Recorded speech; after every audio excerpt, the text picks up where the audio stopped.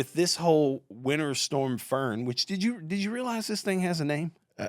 Way after the fact. Yeah, I had no idea until he told me last week on this show. I'm a weather geek. Who gets to name that? Well, we found out. Tell him, Winston. Who gets to name those storms? So, yeah, the tropical storms get named by the National Weather Service, but winter storms don't get named. But the Weather Channel did it on their own accord so that they can make conversations with people easier. Like they could sense. identify the branding. storm. Yeah, and it's a good marketing thing. It's communication. So Will Newman, owner Yes. of Edley's BBQ, right here in Nashville, started. And my first experience with Edley's was the 12 South location with a bushwhacker and a pulled pork sandwich. And it was they don't do pulled pork; they do chopped pork. chopped. Sorry about that. It was a long time ago, and I remember just trying to park, and trying to get in the door. So Place is covered up, man. thanks for joining us. Yeah. We're Happy excited be to here. have It's you. gonna be There's a fun. lot going on right now. There is. I saw yesterday you guys have given away 6,000 pork sandwiches over the last week. I can't remember what day it started. If it was Thursday, was the first day? I think it's Thursday. So since Thursday. Yeah, and you're giving these sandwiches away to linemen, first responders, people who are displaced by the winter storm. Yeah, anyone without power. Yeah. And you just come in and ask for a pork sandwich. How did that idea even come together to do that? It originated when the last time we had a major event, a tornado. Yeah. In 2020, right before COVID, March, 1st of March, our East Nashville location got hit. And East Nashville was just devastated, like a bomb went off over there. Yeah. and our store was impacted. We were closed for, I can't remember now, 3, 4, 5 months. But we had the ability, all our other stores, to smoke meat, bring it over. And so we set up a tent and just started giving out free sandwiches to everyone in East Nashville that needed it. And over there, the linesmen were really, it's probably more concentrated, event. And so the linesmen were just everywhere. And so we were just feeding them and feeding the, the cops and the firefighters and the neighbors for probably like 10 days. And so, that memory, it felt like the right thing to do. And then, just the poor communication, the lack of leadership that's really been apparent through this whole process with NES and the mayor's office. I hate when I'm on defense. Yeah. And I just was waiting for information. And, we had some stores, without power and our neighborhoods without power. And so through Tuesday, I was playing real defensive and just there's so many unknowns. And Wednesday morning, got up really early and just decided, I'm going on offense. Yeah. And I'm gonna, and I hadn't decided then exactly what that would look like. We have leadership meetings every Wednesday at 9:00. And as I was preparing for that, that's when I clicked. I was like, we're going on offense. And I just told my team, through that meeting that, this is the mindset we're going to take. No more defense. We're going offense. We're giving out pork sandwiches to everybody affected. And not only offense, but like it was such a positive way. It's not like you've been attacking people, but man, you're just showing up and serving. Yeah. It's just more of a mindset for me. Yeah. If I feel like I'm, moving forward, being proactive on offense, I'm just much more productive. Absolutely. I feel like I feel better. I hate being on defense. Yeah. I hate the unknown. I'd rather go make the day and attack the day as the day attack me is my mindset most days. Have there been moments throughout the last week, when you're preparing, and that takes a lot of work to hand out 6,000 pork sandwiches. Has there been anything that has stuck with you through this, moments that have stuck with you where you're like, oh, this is why we're doing this? My team really responded well, enthusiastically, and they've not complained one iota on the added work or because a lot of it's to go, and they've just loved every minute of it. So the thing that stood out to me the most is just how enthusiastically our team stepped up to help their neighbors, and they've just loved every minute of it. Yeah. Throughout, like this Winter Storm Fern, I mean, obviously there are still people today that don't have power and likely won't for the next week or so, maybe longer. Has there been something, or what has been like the number one thing throughout all of this that has surprised you about this situation that Middle Tennessee kind of finds itself in? What doesn't surprise me is how people in Middle Tennessee want to help their neighbors. Yeah. From the flood of 2010 through the tornado, through other events. I'm not surprised by the willingness of people's neighbors to help neighbors, and I'm seeing that in my neighborhood. Neighbors who don't know each other, who might have power now, are bringing in people that they don't know. It's just happening yesterday because part of my neighborhood still doesn't have power. Yeah, and so I'm not surprised by that. I am surprised by just the sheer the trajectory that our city's been on for the last 10 years has been phenomenal, and that's not by accident. That's because we've had amazing leadership. We've had really good mayors. We've had really good governors that have kind of laid the foundation. And so I'm surprised by just the lack of leadership that the city finds itself in right now. That's surprising to me, to the level of degree of poor communication, anticipation, and just stepping into the moment of this magnitude. It's historic, no doubt. However, we don't have the leadership to feel that, to meet the moment. Yeah. It's disappointing. Yeah. What I love the most about your story the past 10 days is that you kind of like transcended just the restaurant identity into this community focused identity. Like that changes somebody's brand, pretty big time. And I think there was a glimpse of that when you go from a fully powered restaurant that's just running in East Nashville to a tent. You serve people differently, and you're helping them instead of just doing a transaction, right? Right. And so we're going to talk a little bit more about like the Edley's origin story, but like, what are there any like core values of your company that played into this decision prior to this Fern? Fern. We'll just call her Fern. What is Edley's like principles that you stand on that this made this an easier decision for you? Does that make sense? Sure. So that's a really good question, because that did play a part on that. So every company has core values. We call our core values are our Southern soul, and the acronym that our values spell out is GRIT. I love grits. Yeah. I love your grits, man. And but gutsy, responsible, impassioned, thoughtful. And there's each one's a little bit deeper. And then over the years, I've been bringing my faith a little bit more into our company, kind of slowly over the last 3 to 4 years. And one of the companies that I admire the most is Chick-fil-A.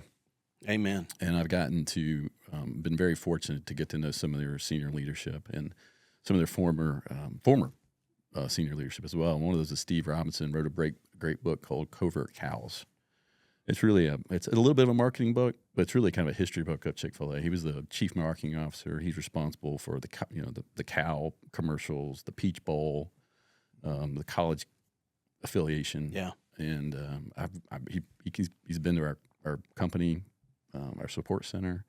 Spent a couple of days with us. I played golf with him in North Carolina. And in this book, he talks about at a crossroads within Chick-fil-A back in the early 80s through a financial crisis, they got all the senior leadership together to work on what they were going to do. And what they ended up doing was trying to figure out why Truett Cathy, why Chick-fil-A exists. Like, why? What's the point? Mm-hmm. And so they came out of that with why they exist. And it's, I can't remember, I've got it in my notes, but something, essentially glorify God in all they do to bring a positive influence to all those that they come across, is the paraphrase moment of that. Mm-hmm. And so a couple years ago, Steve was our company. He said, well, you've got to figure out why Edley's exists, because you need to know why this company exists, because in those moments, that's what's going to really make your decisions crystal clear. Yeah. And so it took me about a year. And I shared it in the Instagram post we put out last week. But we exist to be a sanctuary for all of God's people, nourishing the soul with warmth and grace of Southern hospitality. And when I think about why we exist in this moment with so many struggling without power and a place to be, without, just a warm shelter and, just not having a place for food, it just made so much sense just to give out free pork sandwiches, no matter what the expense of that. Did you say the word sanctuary? Sanctuary. Yeah. Oh, I love that word. That's incredible. That's what it feels like, It's interesting because I saw that Instagram video, and your use of those words piqued my interest because I've paid attention to Edley's for a while. I remember my first tuck special and bushwhacker from probably 10, 12 years ago. I love it. I think at the East Nashville location. And, my son washed, you don't know this, but my son washed dishes at Berry Farms for probably about a 6-month period of time. Nice. And he decided dishwashing wasn't for him. But It's a good life lesson. yeah, but that was a new thing for me to hear. It resonated with me personally, but it sounded new for the brand, and I was curious about that. I'm glad you talked about that. Yeah, it is. Well, it's been within our company now for maybe 2 years. Mhm. Maybe can't remember when but it's been a kind of a slow where I've been bringing it into our company, and I'll be honest with you, I never intended to release it, to do that publicly.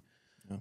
It just felt like the moment that kind of required to share what is it that's really doing this and Yeah. why we're doing this. This isn't for publicity or anything like this. This is Makes who sense. we are as a company, and I didn't decide to say that until 10 minutes before Yeah. we shot the video. Yeah. I love it. We do want to talk about the origin story, but I'm so grateful you brought this up, and I'm curious. One more thing. Has there been the last couple of years you kind of working through that inside the business? Has there been any fear that you've experienced about leaning into that? Yes. Yeah. Why do you think that is, dude? Because I experience it too. Yeah, it's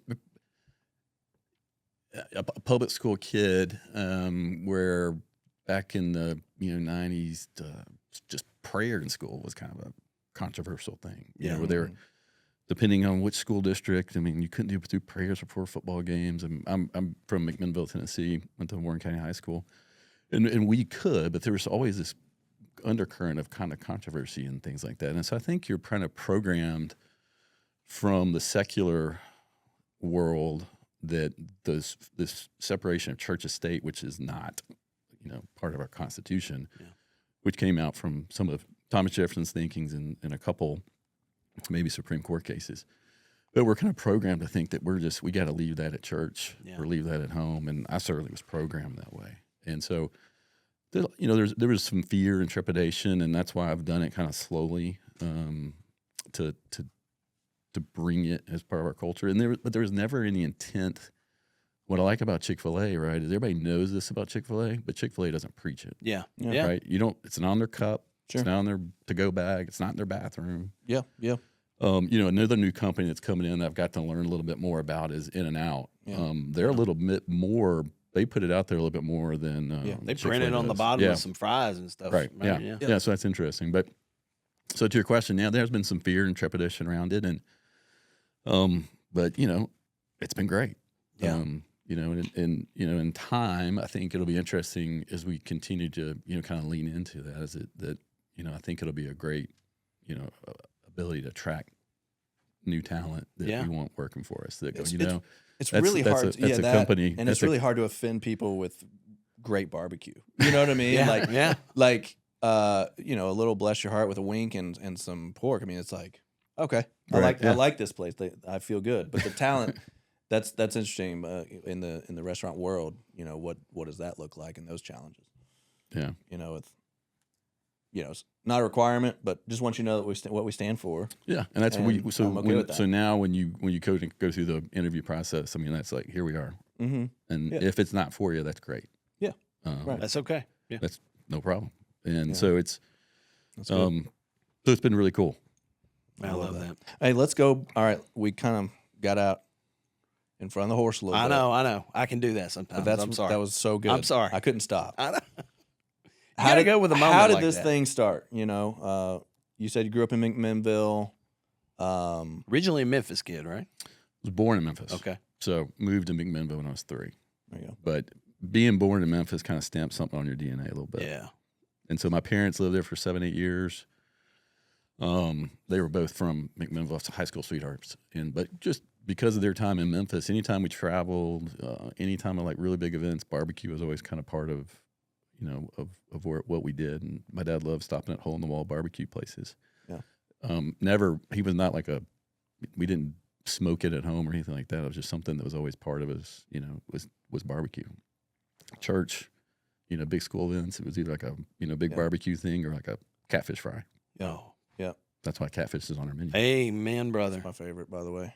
So how long ago was this? Were you and you know, were you smoking meat in your backyard? I mean, how did it happen?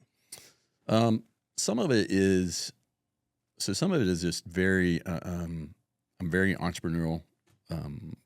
It's kind of just in my blood is to be entrepreneurial. So right out of college, went to Tennessee, Knoxville, Go Vols.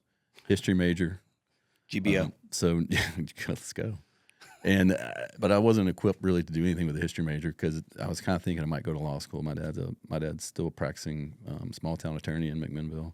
Okay. He loves it so much he's just not going to retire. Yeah. And so I thought I might do that. And one summer I worked here in Nashville at a law firm, Neal and Harwell, bigger law firm, and it was a great experience. But I was like, ooh, I don't know if I want to do that. So when I graduated, I ended up buying into a homemade ice cream franchise called Marble Slab Creamery. Oh, yeah. Wow. Opened the Slab. first one in Peachtree City, Georgia. I was the first one in the state of Georgia, and then about a year later, opened one up in Cool Springs. Dude, I've frequented that Cool Springs over on near- date night with my wife. It was over Several near the times. Service Merchandise. Yeah. Right there. So not too far from here, really. No, just not down far at all. Galleria Boulevard. Yep. And so it was just a great learning ground. I mean, I just learned so much. I'd have no business background, not a family business background, but a franchise was a great opportunity for me to learn the basics of business. Yep. And it was just an awesome learning experience. And, sold those, but ended up, chased a couple other deals that fell through and ended up chasing my wife to Birmingham, Alabama. And Chris would say that was a great move. Great move. Great decision. and Can't chase anything better than a good woman. that's right. And to Birmingham. And to Yeah, Birmingham. down 65 South, and so I ended up being in Birmingham. And one of the things I noticed about Birmingham is that it had so much good barbecue, but no one really knows about it because no one really travels to Birmingham like Memphis. Memphis has a little bit more of a history, whether it's civil rights, the blues. You got the Mississippi River. People go visit Memphis and they kind of go out and evangelize about the barbecue. Whereas Birmingham has really good barbecue. I'm telling you, it does. And it just doesn't get the kind of national cachet. And Not as so much of I a was kind of destination. being there for 5-6 years. It kind of reinvigorated me. I was like, God, there's so much good barbecue everywhere. And I still paid attention to Nashville. I was still reading the city paper back then, or maybe the Nashville Scene, the Tennessean. And time again, there would be a best of, right? Yeah. And there would be repeat winners of this best of, and it would be like Witt's Barbecue or Barbecuity, and those were the best. Shoot. And at this point, I'm actually in law school at Alabama, I don't hate wits, by the way. commuting from Birmingham to Tuscaloosa. And I was in the law library one day, and I saw that, and I was like, golly, that's the bar. Yeah. Like, I can do that. And I was just that naive to think that, well, if they were repeatedly the best of the best, and the South is Nashville is surrounded, it's like a moat.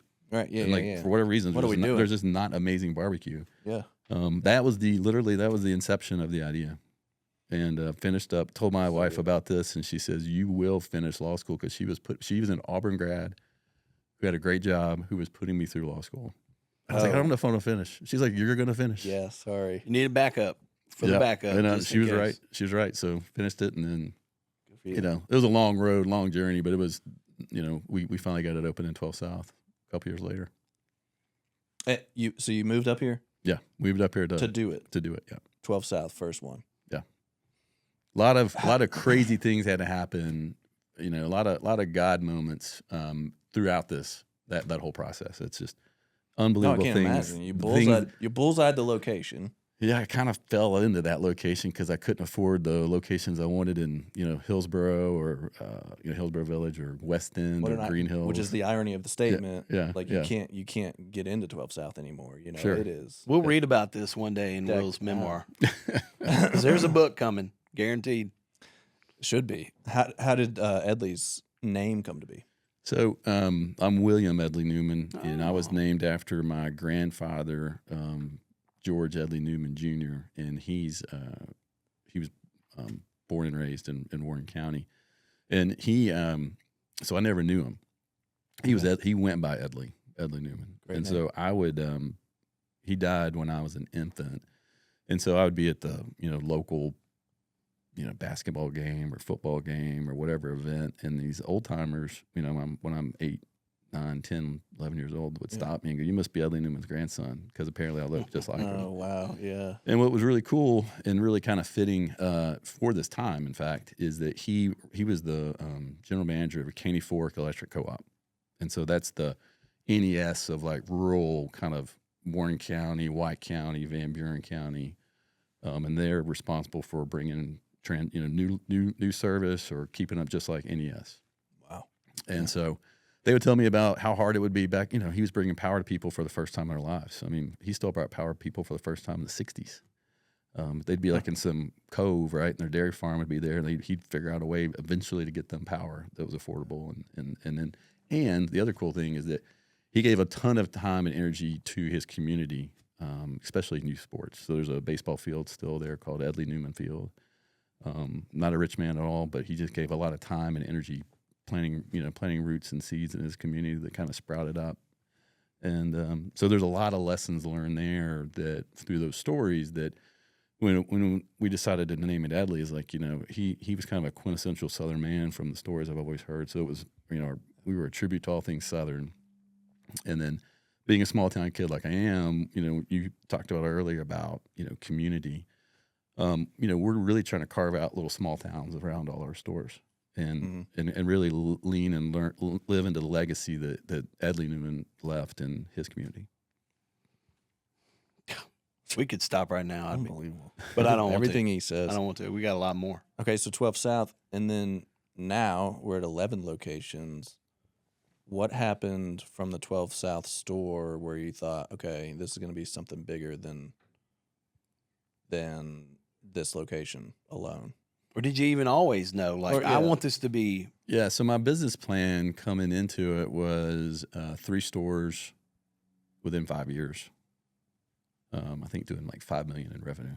Yeah, and so that was always the plan was to scale. I had enough sense to know that having a scale is helpful, and so it was about actually the first thing I did. What year was 12 South, by the way? 2011. So we'll be 15 years this year.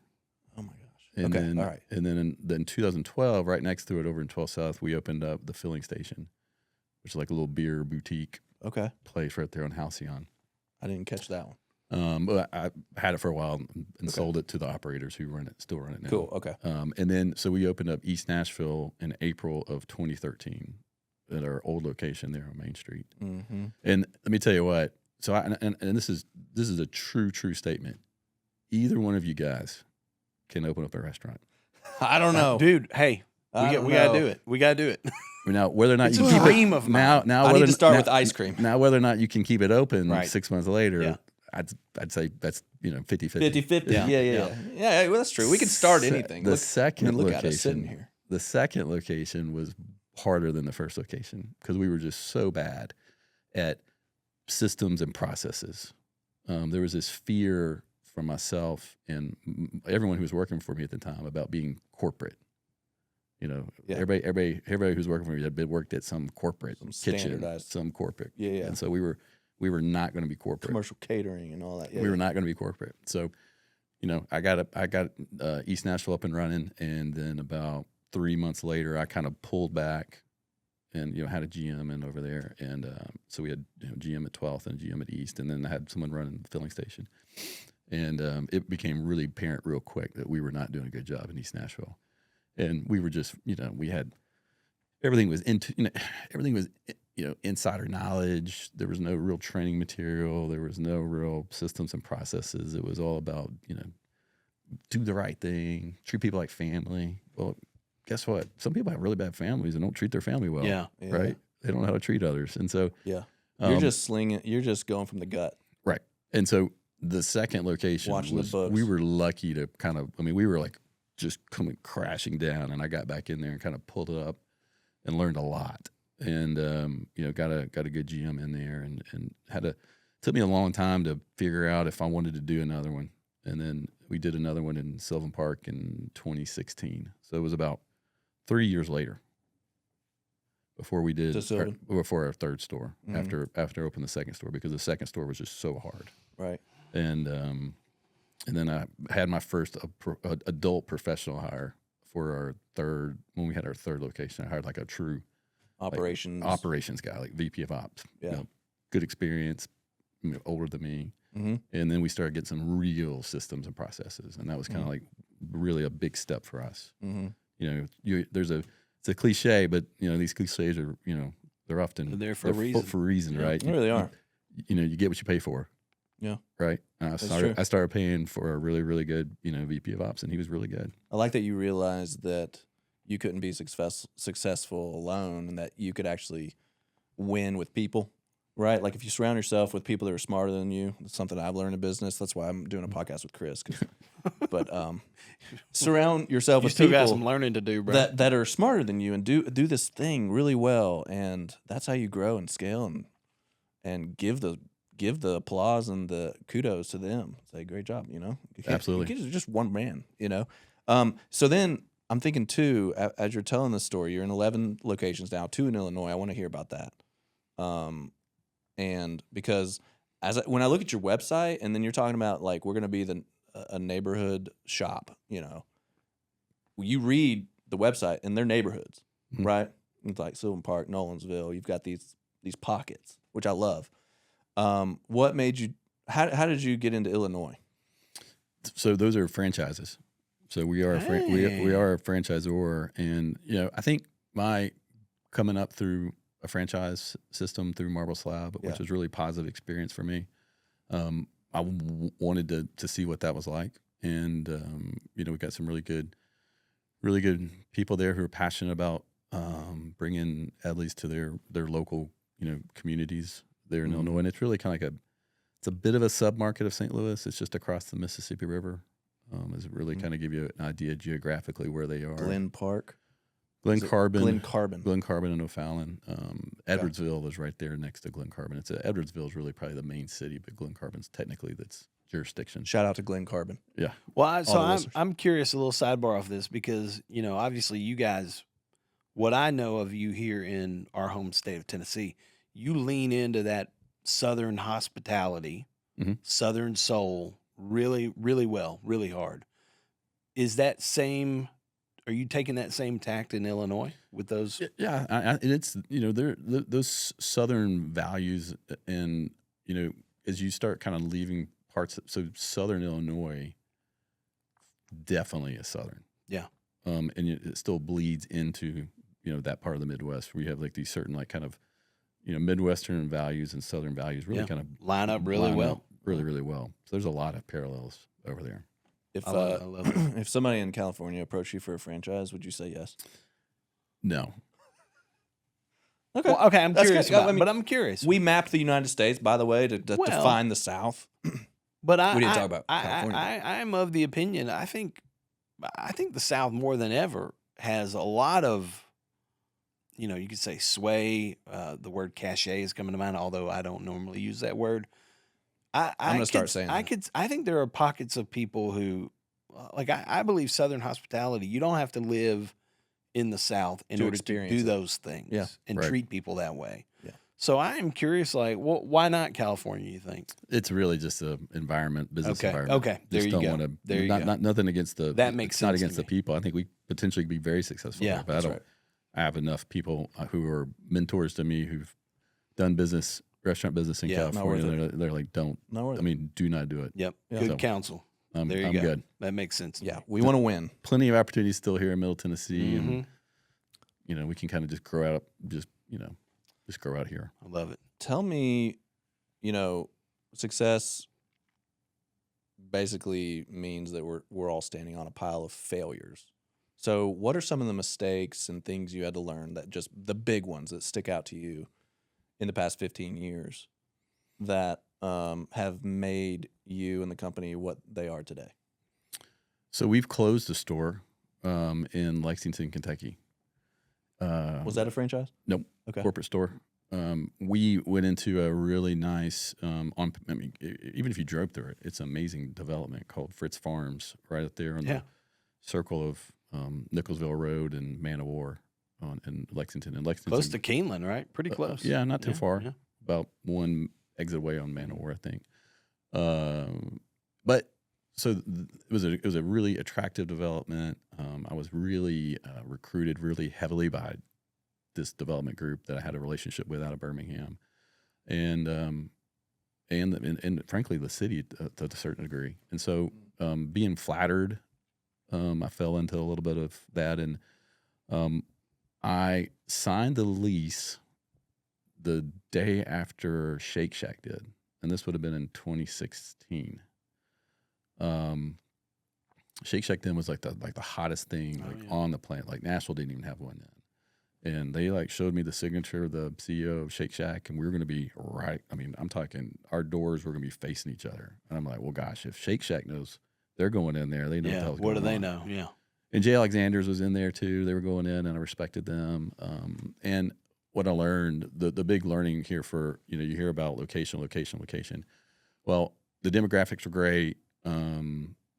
But if especially markets that are not as mature as say Nashville, where parking has always been a challenge, they had parking but it was not obvious. So like the parking was kind of like further away. It wasn't like, really obvious how you would normally think about parking for restaurants in these types of lifestyle shopping centers. So, I mean, think of like the Hill Center in Green Hills, and this place was probably like 4 times that. You know how the parking's kind of all just, but we're just kind of, we're just kind of used to it in the city. Yeah. Well, people in Lexington they're not down with that. And we were just kind of hidden. So we were kind of in the areas that there would be more like pedestrian activations where you've got like these big, AstroTurf type things where the kids are going to play and all this kind of stuff. And that stuff happened, but it happened at the scale enough. And there's probably too many restaurants in this development. So what I learned most importantly is like, visibility. Take any Texas Roadhouse you've ever seen, right? Texas Roadhouse has incredible visibility, whether it's on the interstate or a highway. Now, once you get off the interstate to get to that Texas Roadhouse, you might have to take 3 left turns. Yeah, right. But it doesn't matter. You know exactly where it is. You'll it's front see it. center. You drive by it all the time. You see it all the time. It's not hidden, but it's 3 left turns, 3 stoplights even. Yeah. But they don't care.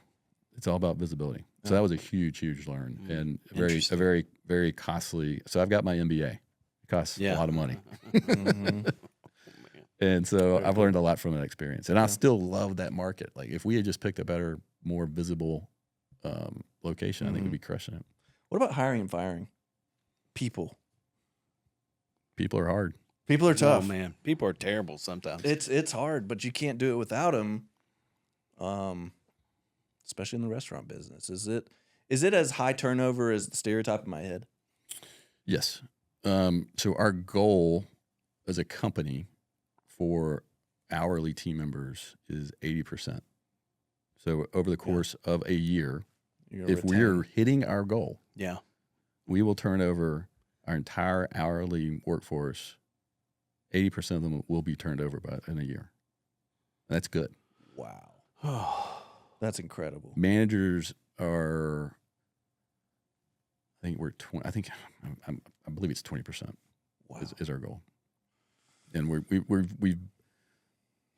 for 2025 we got both of them, but it wasn't like by a lot. Yeah. So that's just necessary. It's just Well, it's just part of the business, right? You're talking about you mentioned earlier when your son working at Berry Farms for 6 months, and it's a great thing about restaurants. It's a great opportunity for young people who are looking for part-time work to gain experience. Maybe it's their first job, first time dealing with a manager, dealing with peers that maybe are outside of school.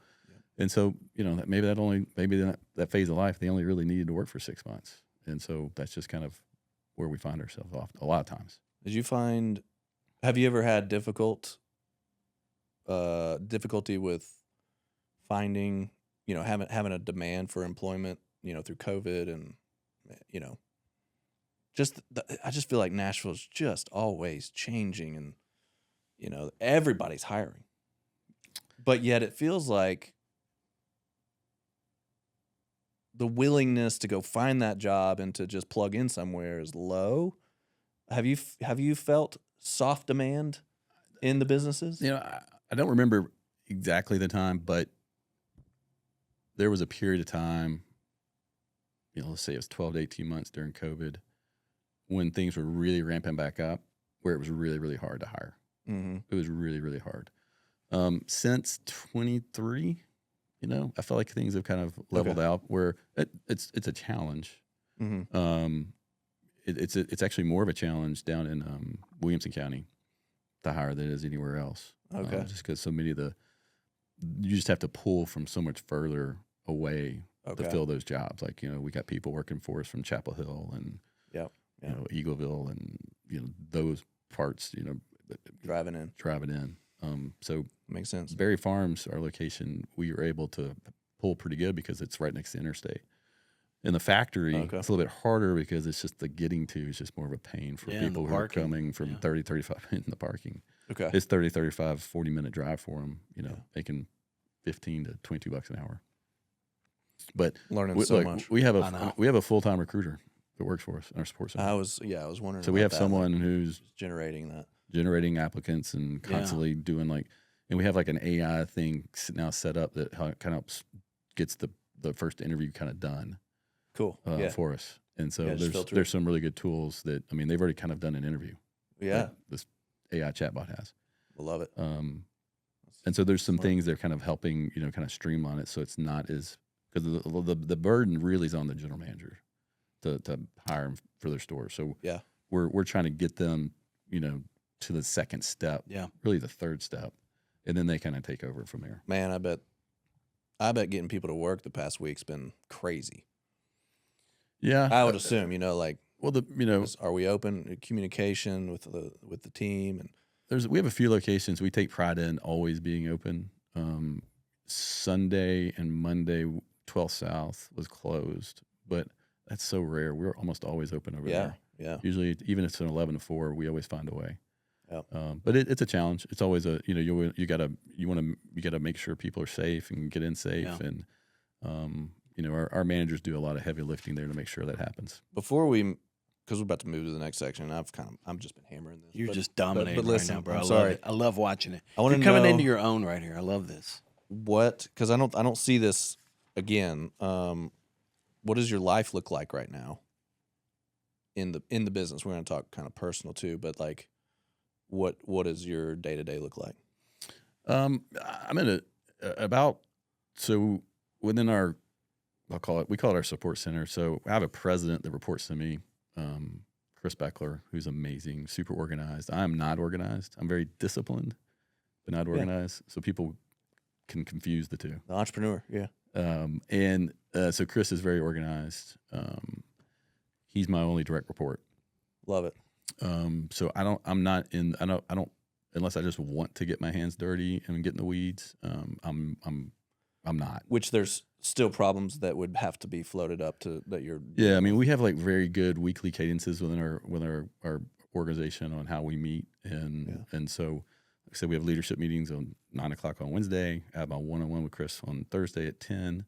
If I really wanted to step back and not do a whole lot, I could. And I love staying engaged. I love being our teams. I do something called Pizza with the Will twice a year at each location, which ends up taking up a decent amount of time because we have another brand too, Poncho and Lefty's Cantina. So we have 11 stores that I go sit twice a year, and I spend a couple hours, bring pizza. I'm going up to Gallatin on Thursday to do this, and I sit there for a couple hours and listen to our team, Mm-hmm. and they can just talk about whatever they You want. call it pizza and Will? Pizza with Will. Pizza with Will. Pizza Yeah. with Will. I love it. Yeah, it's good. So I'll bring. They decide what pizza they want. We get it delivered. We hang out, and sometimes we talk about business. You know, a lot of times I meet new team members. I get to tell them stories if they want to hear them. Sometimes we talk about their favorite movie or their favorite sports Just builds team culture. and just kind of sit Absolutely. there and Being hang out. seen. So it's a lot of a lot of my effort is a lot of culture building and staying on top of industry trends, building relationships with other restaurant owners, business owners, and I make 4 or 5 really important decisions a year. Yeah. New things and broken things. Yeah, Or, but I'm just keep informed. Yep. Stay. I'm connected, and it's about for I guess to the point where I am. It's about there's probably 4 to 5 decisions a year that are super impactful that for sure. that you just never know when you're going to make them.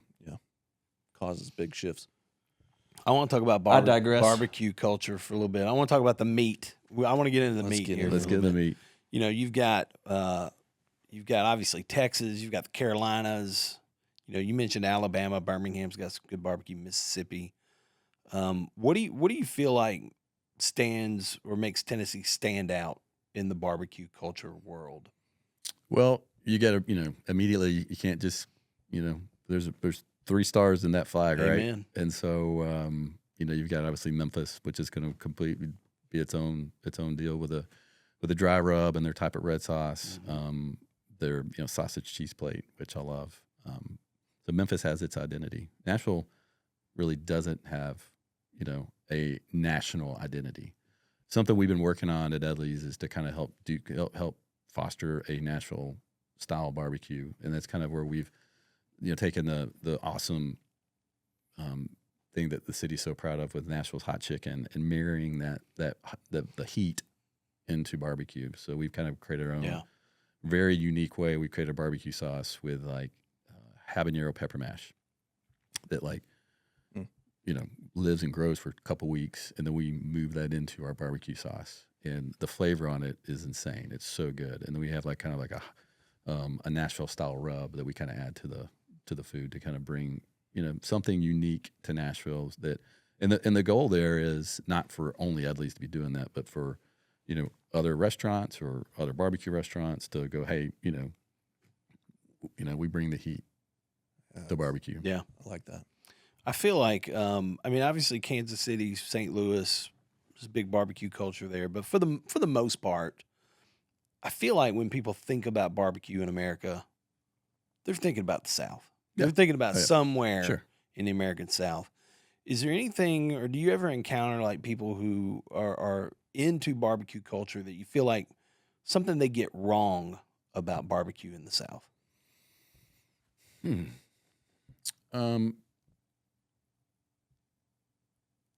I think, well, I don't know. Maybe not as much because I think Nashville's reputation through, Peg Leg does such an amazing job being an ambassador for barbecue in the city. Martin's does just an incredible job. We've got so much good barbecue here now. Honey Fire does a good job.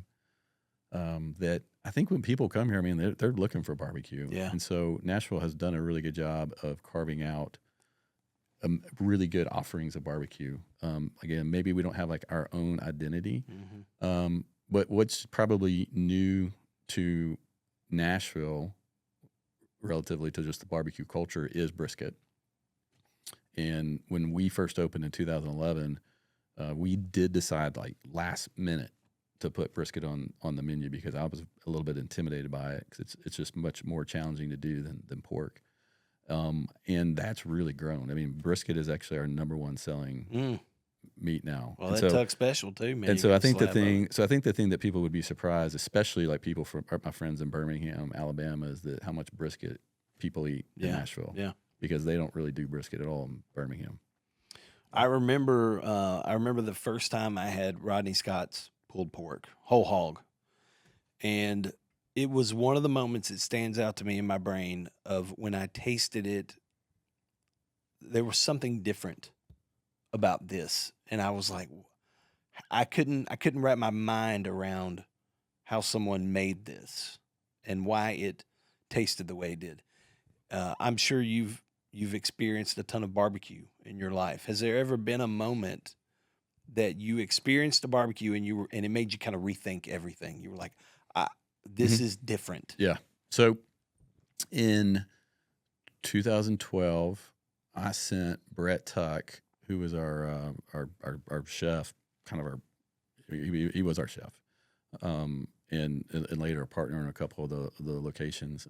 I sent him to Austin, Texas, to go to this little place that really no one was talking about at the time called Franklin's Barbecue. And so he got in line, became friend, and Brett's he's a big gregarious guy. He owns Brown's Diner now. And Brett got to meet Aaron Franklin and his wife, and before he knows it, he's back in the kitchen with him.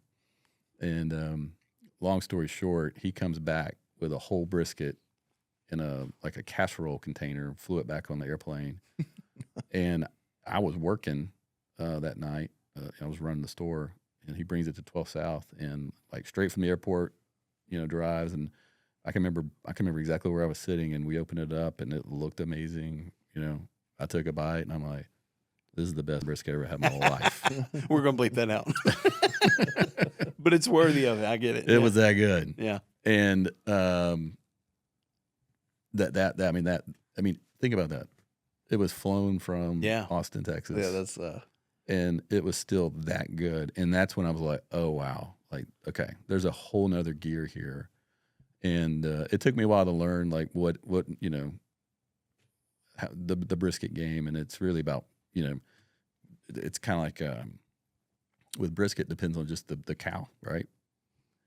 Depends on the grade. If you get commodity brisket, you're starting at home plate, and you got to figure out how to make that thing really good so you can hit home run. Yeah. Or you can get prime, and you're starting on third base. Just don't screw it up. You're gonna get home. You're getting home. Yeah.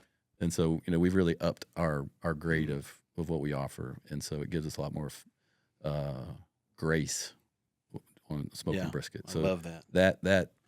That moment of having, I'm probably one of the few people in America who's had Franklin's barbecue that was smoked that day, or not smoked that day.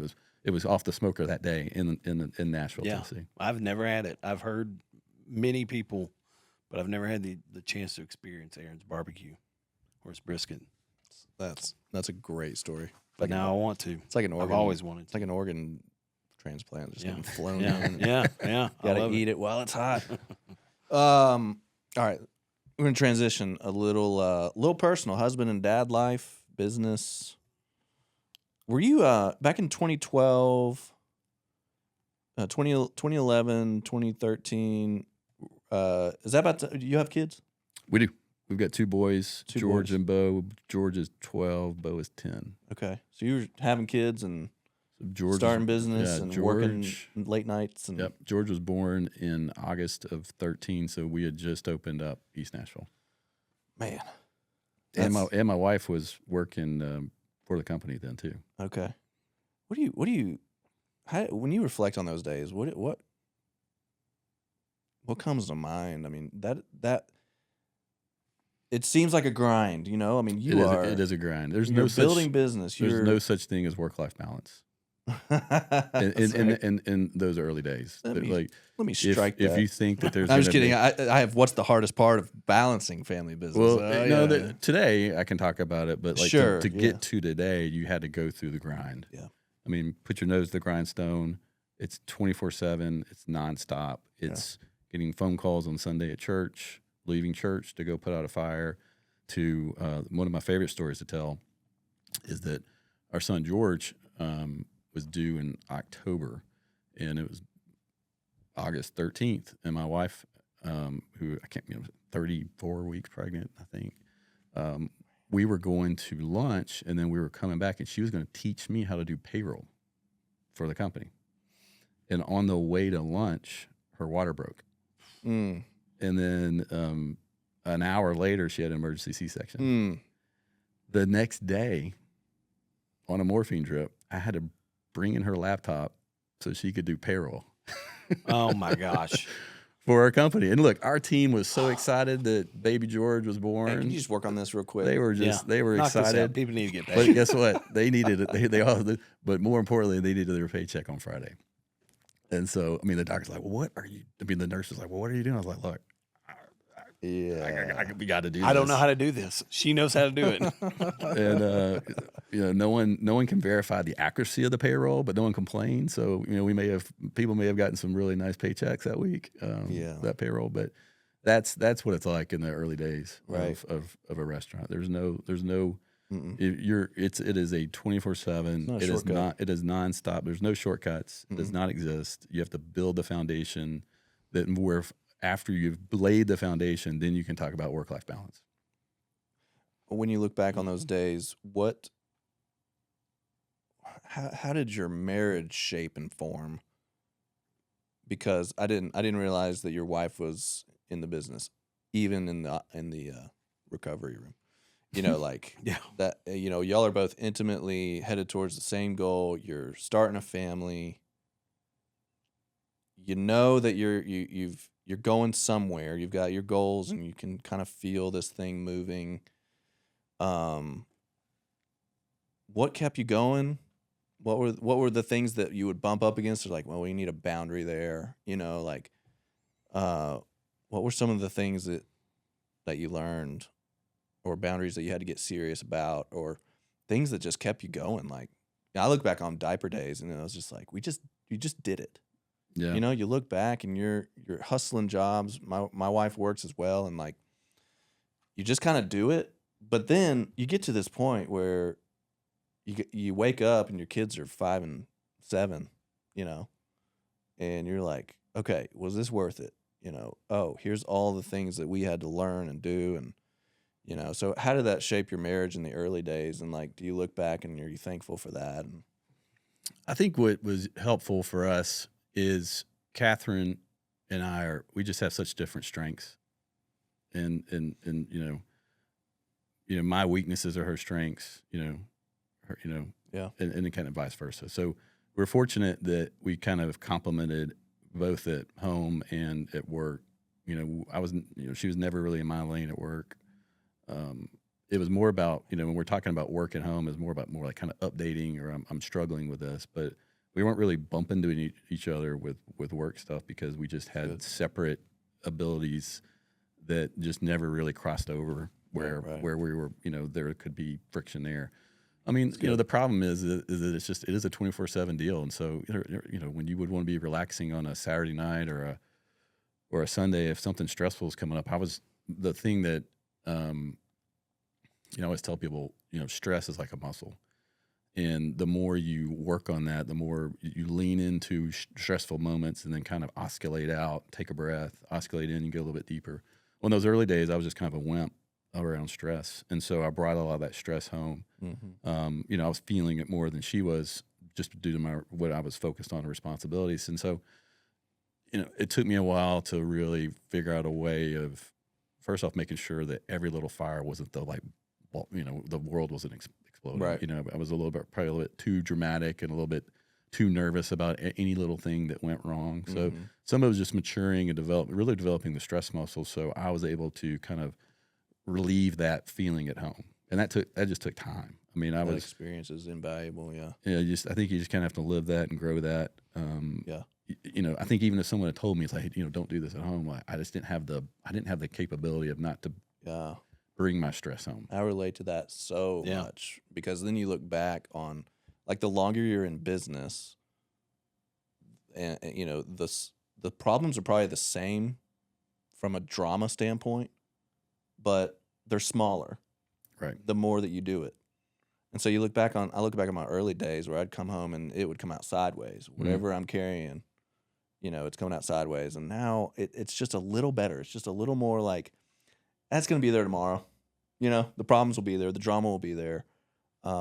It's probably going to work out, but the concentration of the restaurant business for you in those early days, like, I can feel it. Like, it's pretty impressive. I don't remember. It took a few years, but someone finally, I either read this or was told this, and so this was really helpful that I would recommend for other men out there is that you're going to have a bad day, and as opposed to what I used to do when I had a bad day, is just pretend I was fine when I got home, when clearly I wasn't. And so whether it's through a text message or maybe like right when you get home, say, honey, I've had a really tough day. If I seem distracted, I'm working on it.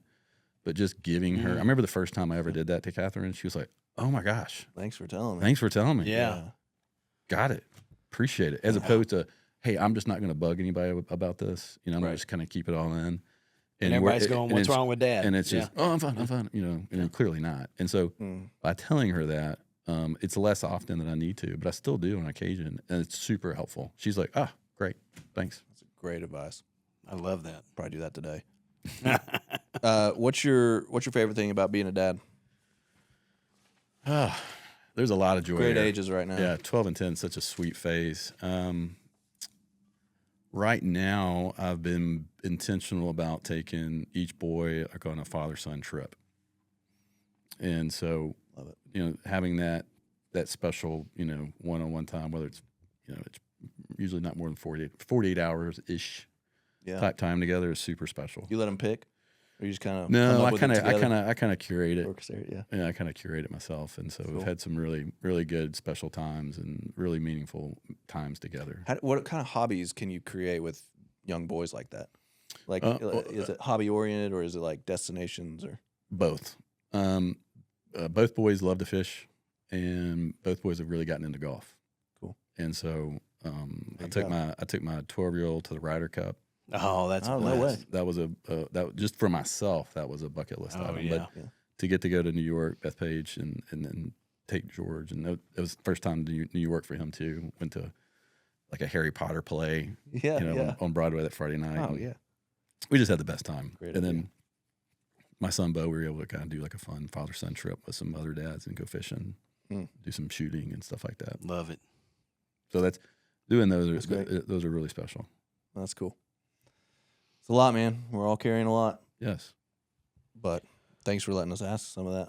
Oh, happy to share. Appreciate you. You want to pepper Will with Let's go some, pepper. Just some We'll general. do a we little call it lightning. the lightning round. Sure. Just some random silly questions. If you got to pick one, you going Waffle House or Cracker Barrel? Waffle House. Amen. Golly, I don't think we've had anybody pick Cracker Barrel yet. Have we? I don't think so. I mean, everybody gets the right answer because the right answer is Waffle House. Why didn't you put mayonnaise on here? I'm I know. throwing mayonnaise in. Okay, favorite mayonnaise. Dukes. See, we love him. He's here. Will, how are you? Every now and then you have one of those long days or a rough day. What's kind of your formula for unwinding or relaxing at the end of one of those long days?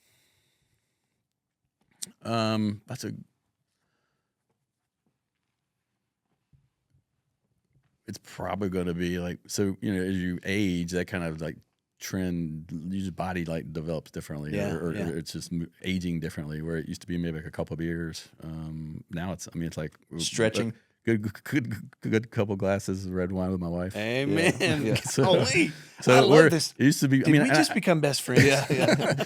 And I still like to sip on a good whiskey or bourbon, but it's much more limited on that. But like my body just handles Pinot Noir like really great, and so my wife and I, it's kind of routine-ish for us to have a couple glasses together every night. Yeah, it's a great tradition. One of my favorites. It is. A book, podcast, or something like that has had a big impact on your life. Oh, I think the podcast for entrepreneurs. I think the podcast "How I Built This." I think it's an NPR one is just phenomenal. Yeah, I could go on and on. I keep all my ideas and notes. I put in my notes. I guess my Apple Notes thing, and I've got stuff back from over 10 years ago from probably that podcast. Just really amazing podcast. Cool. A book that I love to give to entrepreneurs is Brian Holiday's book, The Obstacle is the Way. I'm not familiar with that one. It's I'm going to pick it fantastic. up today. Yeah, it's a really good one. What's your go-to Edley's order? there is no go-to Edley's order for me because I'm always. That's right. I mean, I'm always.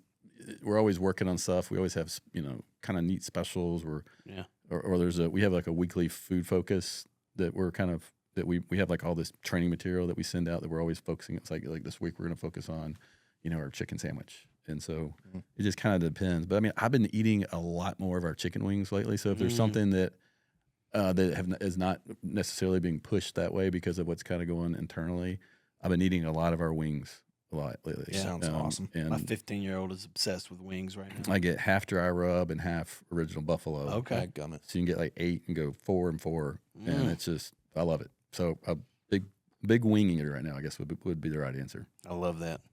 Oh golly, I hope he gets this one right. I think he's No gonna. pressure. I think he's gonna.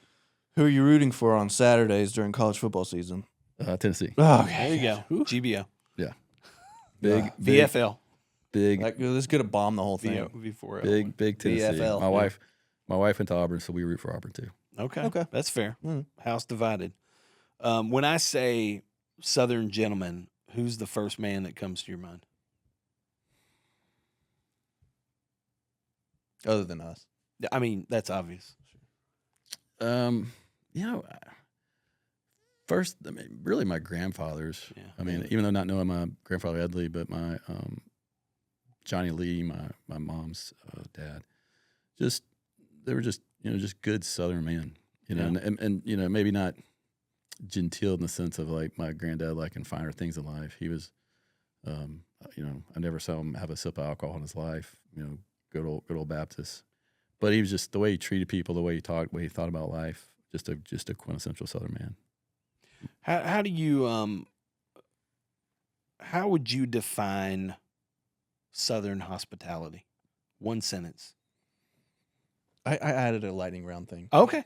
I can't wait. Jump in. Sorry. One more. Oh. I'm trying to picture like your back porch. All right. And like, I'm assuming you cook stuff out there. So what is your go-to smoker brand? I use a green egg from 2000. I've had it since 2010. That's what I'm talking about. I won't replace it. I get all the different material, from time I've to time. had one since 2010 too. Yeah, so I got mine in 2010, and you're constantly maintenance on it. But I love the versatility of it. I'm just now like, what, I get an old pair of shoes, like I'm gonna wear them until they just die. And, Yeah. And so, we've got giant, awesome smokers that you can play in. That it's hard to beat. That what we use at our restaurants are like insane. For sure. J&R Oilers out of Texas. I mean, these things, we have to use cranes to set them. I want to see that. Nothing better wanna than see driving by and seeing the plumes. All right, he's a big green All right, egg guy. That's it. That's all right. I just wanted to settle the debate. So how would you define one sentence out of Will Newman's mouth that defines what Southern hospitality is? I think what makes Southern hospitality is, hospitality is more than service. Hospitality is how you make someone feel. Yeah.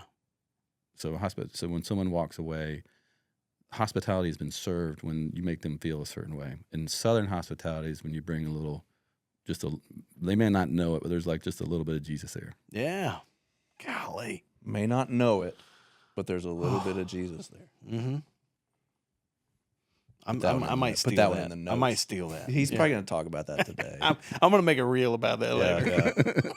All right. What's your one piece of advice for a business owner who wants to serve their community better or grow their business the right way? To serve your community better is just to do the hard thing, and usually that's the right thing. The obstacle. Mm. Yeah, that's if Beautiful. there's the obstacle, that's the direction you need to go. It's just hard, but it's also right. Usually serving your community the right way is hard. There's no shortcuts, and same way to grow. It's just there's no magic bullet. It's just a constant getting better. I think it's a book called Atomic Habits. Yeah. That James talks about Clear. talks about just getting better 1% every week. When I talk to my team about that, how attainable that is. Can you get better 1%? Mm-hmm. And you're like, I can get better 1% 1 week. Better than yesterday. Well, you stack that over the course of a year, you're gonna have some setbacks, but you should be 30% better. Yeah. And if you think about it, taking small steps like that, kind of one bite of the elephant a day, it's a constant. That's right. There's no the one thing I tell people the most is the only way to coast is downhill. So if you find a time of your life you're coasting, it may feel good for the moment, but you don't know it, but you're going downhill. Yeah, that's good, dude. Yeah. What is it? It took you 16 years to become an overnight success. Yeah. Yes. Yeah. Yeah. I love that one. Gradually, then suddenly. What are you most grateful for right now in your life? Just my wife, Catherine. We've been married for 21 years. Congrats. Yeah. That's a big deal. The love of a good woman. Can't replace it. Well, our company's thriving because of our marriage. Winston, before we leave, You hear that? I know. I mean, it is. We could keep going, but Before we let Will go, I've got okay. two more I want to add in here real quick. I made notes about it. as Oh, I he's been see. Talking. Okay. First of all, and this one's not a question. It's more of just a request. If I could get the recipe for the hot chicken salad, that would be great because that is, You can have it. dude, it is unbelievable.